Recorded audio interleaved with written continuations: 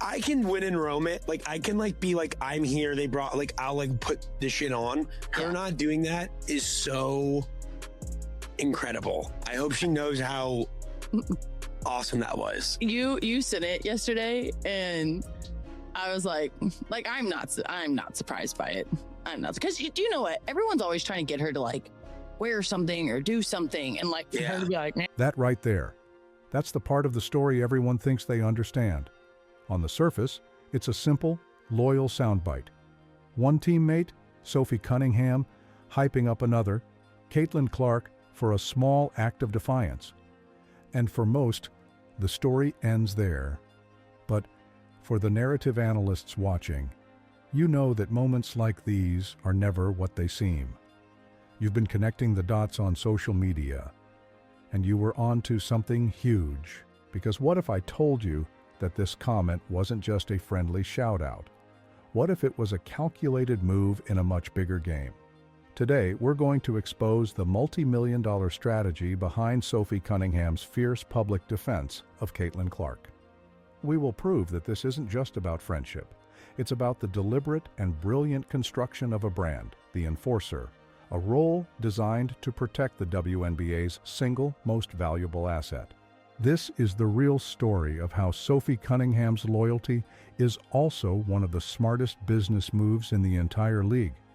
If you believe, like we do, that the story behind the story is what really matters, show your support and smash that like button.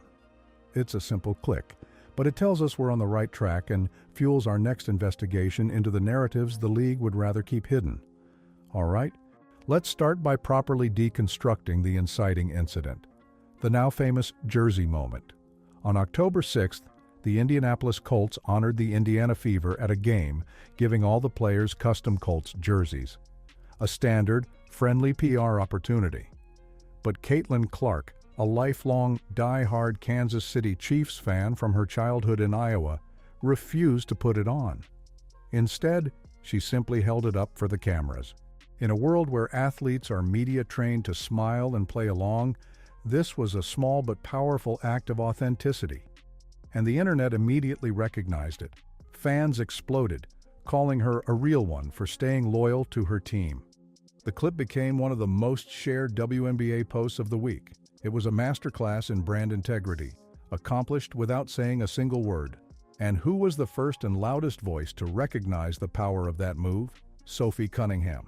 On her podcast, she didn't just say it was funny, she called it awesome and incredible. So the Colts have Fever players out. Sophie was not there, but they give everyone jerseys, and Caitlin Clark, grew up in Iowa, is a Chiefs fan, refused to wear the Colts jersey. She just held it up like this. And she hasn't gone out and said, like, I didn't do it because I'm a Chiefs fan, but the internet was like, she's a real one. I love it. And it's just like... She understood immediately that this wasn't just about football teams. It was about Clark demonstrating, once again, that she will not compromise who she is for a photo op. And by amplifying that moment, Sophie wasn't just being a supportive teammate. She was aligning her own brand with Clark's most powerful attribute, her authenticity. It was the first, subtle move in establishing a public alliance, tying her own reputation to the unimpeachable brand of her superstar teammate. But this quiet alignment was about to get much, much louder. Because the story doesn't end there. To understand the full picture, you have to look beyond the podcast studio and onto the court where the enforcer was born. Okay, so Cunningham publicly aligns herself with Clark's authenticity. But a brand isn't built on words alone, it's forged in action. And for Sophie Cunningham, that action has been loud, aggressive, and expensive. Fans have already given her the nickname that perfectly captures this strategy, the enforcer. This persona isn't an accident. It's rooted in a history of disciplined aggression. Many people don't know that Cunningham is a former black belt in Taekwondo, which she earned at just 6 years old. That training, that mentality of controlled, fierce defense, is something she has brought to the basketball court her entire career. But it wasn't until Caitlin Clark arrived that this trait transformed into a fully formed public brand. Throughout the season, We've seen viral moments of Cunningham physically defending Clark, stepping in during confrontations and making it clear that any cheap shots against the league's biggest star would have consequences. This wasn't just playing tough, it was a public declaration of her role. But her enforcement isn't limited to the court. Cunningham has also been repeatedly fined by the WNBA for her blunt criticism of the league's leadership and its officiating. She is one of the few players willing to publicly call out what she sees as incompetence or disrespect towards the players.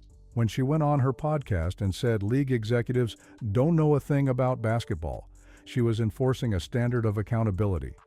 When she backed Nafisa Collier's explosive exit interview, she was enforcing a sense of player solidarity. Taken individually, these look like isolated incidents of a passionate player losing her cool. But when you connect the dots, a clear pattern emerges. This is a deliberate strategy. Cunningham is building a brand as the player who protects her own, on the court and off.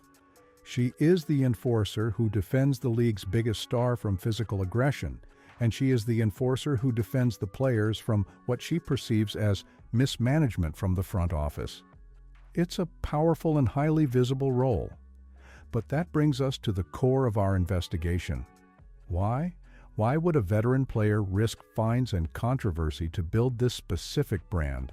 The answer isn't just about loyalty, it's about understanding the new economic reality of the WNBA. To understand the enforcer strategy, you have to follow the money. The motive behind the enforcer brand isn't found in post-game interviews.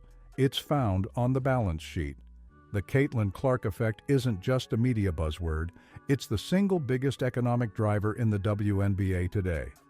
Her presence has led to shattered viewership records and sold-out arenas across the country. The league is experiencing unprecedented growth, and that growth has a name. As a savvy 29-year-old veteran, Sophie Cunningham understands this new reality perfectly. Protecting the league's #1 asset isn't just about team chemistry. It's a sound financial strategy. Protecting Caitlin Clark is protecting the money, the new media deals, and the future salary caps. Every time Cunningham steps in to defend Clark, she's not just protecting a teammate, she's protecting the value of every player's contract, including her own. It's the most logical business decision in the league. What do you think when you connect those dots? Is this a brilliant strategic business decision that every veteran should be making, or does it blur the line between being a teammate and being a bodyguard? Let me know your take in the comments below. But this multi-layered strategy goes beyond just on-court actions. This is where her podcast, Show Me Something, becomes her most powerful weapon. The show gives her a platform to control her own narrative and, by extension, the narrative around the team without any filter from the mainstream media. It allows her to build her enforcer brand through her words, not just her actions. Think about it. Caitlin Clark, as the face of the league, has to maintain a certain polished image. She can't be the one to call out the league office or get into messy public disputes. But Sophie can. She uses her platform to be unapologetically authentic, even if it means saying she's completely checked out of the league's biggest event of the year. I haven't watched. No. Hell no. I haven't watched a lick of the WNBA. I don't know what's going on. I talked to my teammates like the day that we did exit interviews and all of that, and I haven't. I need a cleanse. I'm booking vacations. Wes, we need to go on a vacation and do a podcast. That level of unfiltered honesty allows her to act as the voice for frustrations that Clark can't express. She becomes the bad cop, which in turn allows Clark to remain the pristine good cop. It's a symbiotic media relationship. Cunningham absorbs the controversy which only strengthens her enforcer brand, while Clark remains above the fray, focused on the game. And this isn't speculation. Cunningham herself has admitted that this is a conscious choice, that she sees herself as a voice for others. Her exact words were, "I represent a lot of people who don't say stuff, so I want to make sure I say it right." She is building a brand based on being the authentic, unfiltered protector. It's a role that makes her incredibly valuable, not just to Caitlin Clark, but to any team she plays for. And that brings us to the final dot to connect: her future. This isn't just about protecting Clark for this season. It's about positioning herself for the rest of her career. The reality is, Sophie Cunningham is about to become a free agent at the end of the 2025 season. She has even publicly warned that due to a potential lockout, her time with the Indiana Fever may already be over. This entire public campaign isn't just about navigating the current season, it's a brilliant, league-wide audition. The Enforcer brand is her resume. She is demonstrating to every general manager in the WNBA that she is more than just a veteran guard. She is an essential piece of the support system required to protect a superstar investment.